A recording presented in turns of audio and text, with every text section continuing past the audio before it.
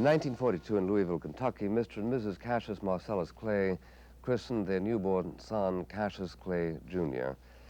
22 years later, Cassius Clay renounced his name and its associations and elected to call himself Muhammad Ali, which is, of course, how we shall refer to him tonight, even as tomorrow, should he change his name back, we would refer to him as Cassius Clay. In changing his name, Muhammad Ali intended to disavow his culture and to adopt membership in the black Muslim movement of which he is an apostle.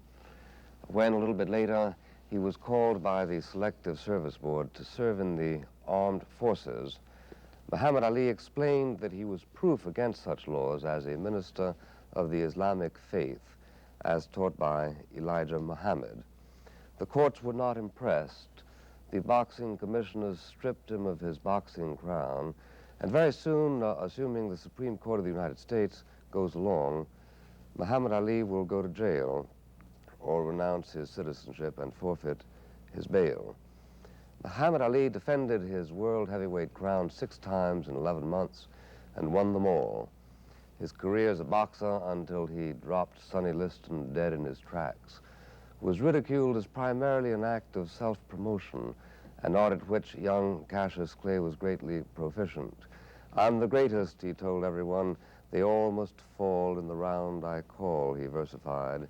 And just about the time that he had established his supremacy beyond reasonable doubt, he felt the afflatus of Elijah Muhammad, and here we are. He had been something very special. Quotes, "I was the onlyest boxer in history. People asked questions like a senator," he had said. But even so, he wouldn't have it otherwise. I should like to begin by asking Mr. Ali, what makes him believe that the same country that glorified Joe Louis would want to persecute you? First of all, I would like to thank you for the brief introduction. You covered a lot of space in such a short time. You did make a few points that I would like to straighten up, and I'm sure you did this without knowledge of what you were saying. When I did not take the name, or just name myself Cassius Clay, this is an honorable name, Muhammad Ali, given to me by my religious leader and teacher, the Honorable Elijah Muhammad. And I would like to say that Muhammad means in Arabic, one who's worthy of praise is one praiseworthy, and Ali means the Most High. But the slave name Clay meant dirt with no ingredients. But what the slave word which? Clay means dirt with no ingredients. Names have meanings in different countries.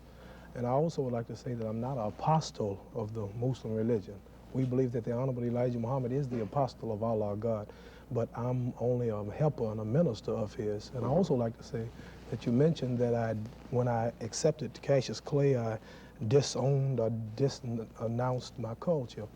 Well, I did not disregard my culture. If I did, it was the white American culture.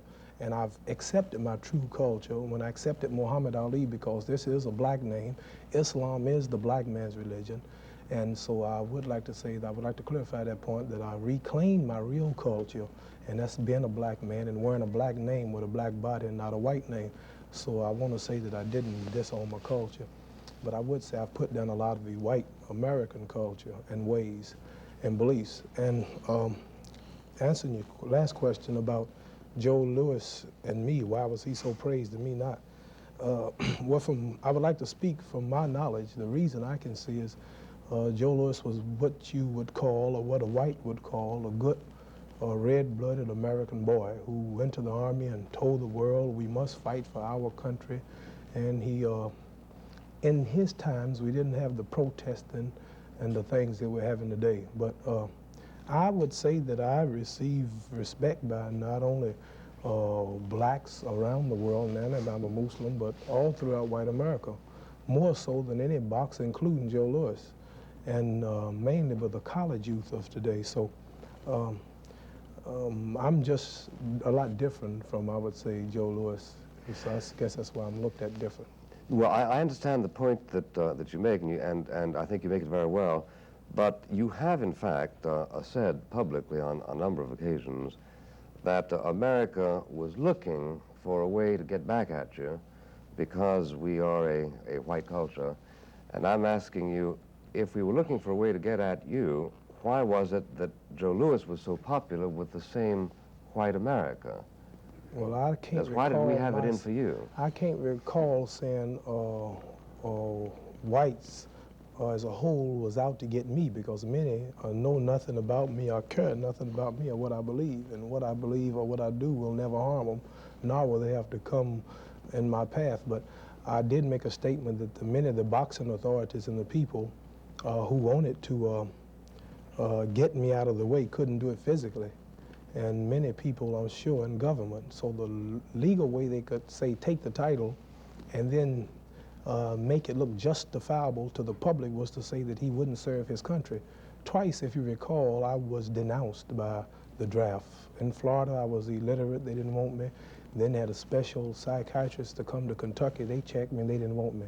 But as soon as my name was Muhammad Ali, as soon as I announced I was a Muslim, then all of a sudden I became smart. Well, then you do believe that. You believe that you were drafted only because you changed your name to Muhammad Ali and joined the Muslim religion. Is that correct? Yes, sir. They knew that I wasn't going. They know the government, they know the Honorable Elijah Muhammad and his followers. The jails are packed with Muslims, but this would justify my title being taken. And yeah. This well, now, would look justifiable. if you hadn't changed your name and your religion, in your judgment, you would have continued to have been listed as undraftable? I believe so, yes. Now, it's debatable. You have a right to, you know, say what you believe, and, you know, have a right to say what I believe. Sure, sure. Let's not fight over it. The reason I ask this because I'm anxious to know, in the course of appealing to the courts, your lawyer must have made that point, but apparently it made that point unsuccessfully.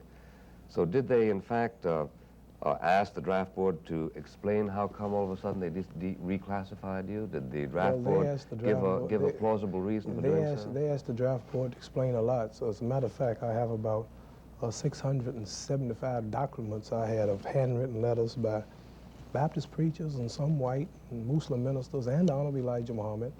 The question was, is he really sincere? Mm-hmm. And like right now, I consider myself in court now. I done faced one white judge, and now I'm looking at you, and I already had one white jury and audience, such as I have here now, and it really makes, I have to be real cool and not savage and radical, because it makes me angry when I think about it. When I see the white boys, who are really the #1 citizens, the future rulers, when I see them by the hundreds leaving the country, see the white preachers breaking into draft board houses in Wisconsin and Baltimore, turn the fowls out of the walls, and making a bonfire out of 4,000 and 5,000 draft cards, pouring blood on them. And I see them go to court and the judge say 2 years, and I get 5 years for legally doing what's illegal. I say if I lose, I'm going. Now wait a minute. Now, you say legally, but you can denounce the draft on any grounds. You have to go to court. If you lose, you pay. You have to be a man and pay your sentence, which I said I'm going to do. I'm not leaving the country. But this is legal. What I'm doing is legal. If you're guilty, you got to pay. But what I'm doing is legal. So the people, I'm not using these people as an excuse to do. But now wait a minute. The 5 years that you're talking about is for doing something illegal in the eyes of the court system of the United States, right? No, sir. It's not illegal in the court system to not take the step if your grounds are justifiable and you can prove it. And then if but you couldn't prove it. You couldn't prove it. We had the proof. Here's what I was getting ready to say that makes a black man hot, if you understand. Our first wife I had to divorce. This is before the draft come up, because she wouldn't wear dresses long. I think you remember this. This was headline news. It cost me $250,000. I'm paying $1,200 a month now in alimony. I paid $96,000 in lawyer's fees. Now, if this is not sincerity, I don't know what. Then I like to.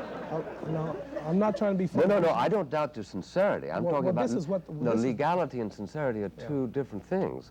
You can be perfectly sincere, for instance, in desiring to break a law, but it's still a broken law, What I'm saying is that this sincerity was not recognized. I mean, the files, the papers, everything we had. You asked me a question. Yeah. Did you say to the draft board that when you accepted Muhammad Ali, they seemed to change, and that if you was Cassius Clay, they wouldn't have? Well, all these things was brought up, but they completely overlooked it. Well, let's grant the sincerity of a couple of judges and quote them. I think it's only fair to do so under the circumstances. One of them, The first one you approached said that Cassius Clay, quote, claims to be a minister of the lost found nation of Islam and maintains he was due a ministerial exemption from the draft. His vocation is clearly that of a professional boxer. His point was that, in fact, you were a professional boxer, not a minister. What we did tell the judge there, he said, if you're a minister, why are you boxing? At the time I heard the Islamic teachings as taught by the Honorable Elijah Muhammad, I was in about $138,000 worth of debt. And this debt had to be paid. And boxing was my way of paying my debt. But I would say one thing. I was asked in a way when they said, take the step, choose between the wealth of America, the millions of dollars, and the title, or the ministry. So I chose the ministry. Or if not, if I was not sincere, then I would have easily went to Vietnam, boxed exhibitions, and made a couple of cool million. You No, I don't think anybody in his right mind would doubt your sincerity. Well, this is what the whole thing's about. No, I don't think so. The question is whether or not you fit into certain specifications as defined by the law. Right. Now, for instance, the judge in the next higher court ruling against you said that you, quote, claimed objections to participation in war insofar as they are based upon the teachings of the Nation of Islam, resting on grounds which primarily are political and racial. These constitute only objections to certain types of war in certain circumstances, rather than a general scruple against participation in war of any form. However, under the law, only a general scruple against participation in war in any form can support an exemption as a conscientious objector. Now, that makes sense. Right. That's not anti-you, is it? Right, right. You're right. One thing I would like to say is that I'd have to admit and tell you this. My first lawyer, who was a black man, he was pretty well versed, but not versed enough. And I was a minister at the time that they called me. I was doing the minister work throughout the country for the teachings of Islam as taught by the Honorable Elijah Muhammad. And his hardship was my first case. He said, this is what we'll do. Then they were going to grant us the thing on hardship. But still, I would have to work in a hospital or something, but not carry weapons. Well, I couldn't do this. Why? Well, the Holy Quran, our religious book, teaches us that we who declare ourselves to be righteous Muslims do not participate in no wars, no way, fashion, or form that take the lives of other humans. And so what I'm saying is that I should have told, it's my fault in a way too, I should have told the lawyer that I'm not participating in no kind of way. So, but the two, and after he failed that, he went on another ground, had to support my mother, which was not enough to keep me from going in some kind of way.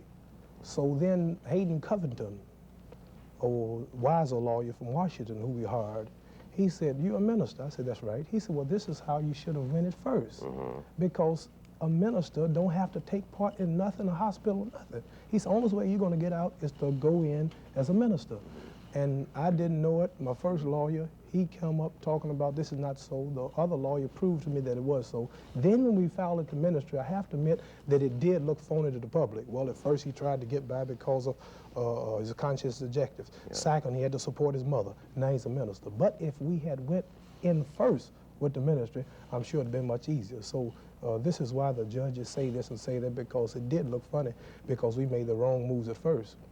Well, but then if that's the case, it's incorrect to blame them, isn't it? The lawyers? Yeah. No, the judges. No. You know, the judges take whatever arguments you present. Well, I'm not blaming the judges. I'm not crying. I told them my bags are packed and clean out my cell because I'm ready to go to jail. I'm not crying. I'm not hijacking no planes. I'm not leaving the country. I have my draft card. It's not burnt. So what I would say is that the lawyers should have went another way. And I would say that they should have known better, but I'm not crying about it. I'm a man. And I would like to say that the judges can look at this as a fraud in the beginning if they want, and then they can still look at the third case. Is he sincere as a minister, or is he real? But I'm just talking about this because you brought it up, but you don't hear me protesting over things that are happening to me. I'm just playing it bare. I rely on Almighty God, Allah, and whatever happens, happens. I'm not trying to convince the jury or the judge that I'm sincere. We took the papers in, we did the best, we go under the law, and what happens, happens. But we sure that they know that I am. Mr. Lee, you say that your religion prohibits participation in any war at all. My own understanding from reading the works of Muhammad Elijah is that the prohibition is against, quotes, white Christian wars. Now, do you mean that your own religion is different from his in this particular respect, that you consider yourself a pacifist? My religion is different from whose? From Elijah Muhammad. No, I follow him. Well, I can't be different from him. I follow him. You follow him. So you would take his word for it if he says that the only wars that are forbidden are participation in white Christian wars. This leaves some wars in which you would be willing to participate. The Quran said we take part in no wars, no way, fashion, or form that take the lives of other humans. And it also says, unless it's a holy war declared by Allah or one of his prophets or messengers, and this haven't been. Well, but in fact, the black Muslims in America, as you know, have made considerable modifications on the Quran. I like to say one thing, sir. Yeah. We cannot change the Quran or make no modifications. It cannot be done, or it would no longer be holy if we did. But I would say, I'd like to say another thing while we're here. The people here, college students, look intelligent. I understand you're a intelligent man. We are not black Muslims. We are Muslims. See, you have Catholics, you have Chinese Catholics, you have Indian Catholics, you have black Catholics, you have white Catholics. Mm-hmm. But I'm sure you don't ask the man, are you a white Catholic, are you a Chinese, are you a yellow Catholic, or a red Catholic, or white Catholic? He's just a Catholic. We have black Muslims, we have brown Muslims, we have red Muslims, we have yellow Muslims, and even white complected Muslims. So I'd like to clear that point. This is a press word, black Muslim. Islam religion has no color distinction. We are just Muslims, and I'd like to clarify. But I know that you're aware, though, Mr. Lee, that rigorous members of the Islamic faith have denounced the American Muslim movement. Well, I would like the one that we're referring to, on the grounds of its heterodoxy. They say simply that a lot of rules are sort of made in Chicago which have really no bearing. For instance, the whole notion of the sainted race and all that kind of business. I'd like to say one thing. Many people are quick to say that we are not recognized by Muslims in the East. And I start with the Honorable Elijah Muhammad. In 1959, he went throughout the holy city of Mecca. He dined and wined with Nasser of Egypt and all of the black, mainly the rulers of the Islamic countries. I left his house a few days ago, and about 7, 8 scholars of Islam constantly come to his house from Lebanon, Syria, Turkey, Saudi Arabia, Indonesia. When I was sentenced to jail, Muhammad Ouaida, the Supreme Council of all Islamic affairs, it was in the paper, it was in the back page in little small writing, they didn't want too many people to see it.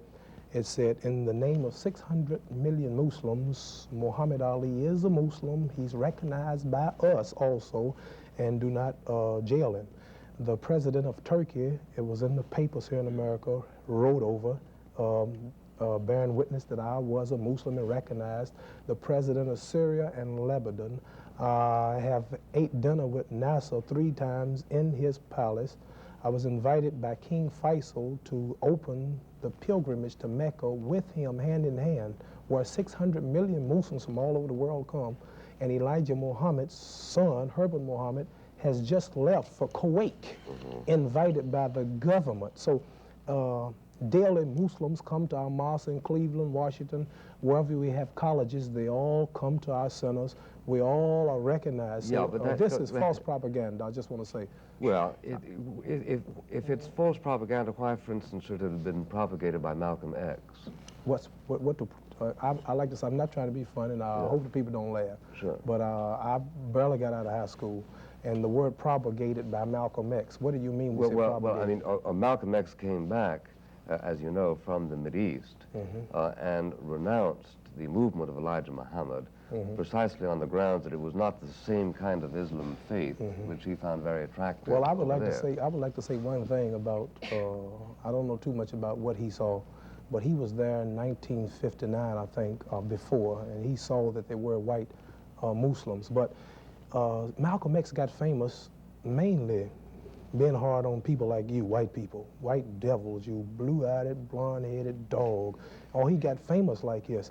And he had made so many white enemies whites cared nothing about Malcolm nor so-called Negroes when he was with Donovan Elijah Muhammad, but they seemed to love and follow dead leaders, people. But I would like to say this. Yeah, white people didn't kill him. No, I would like to say this.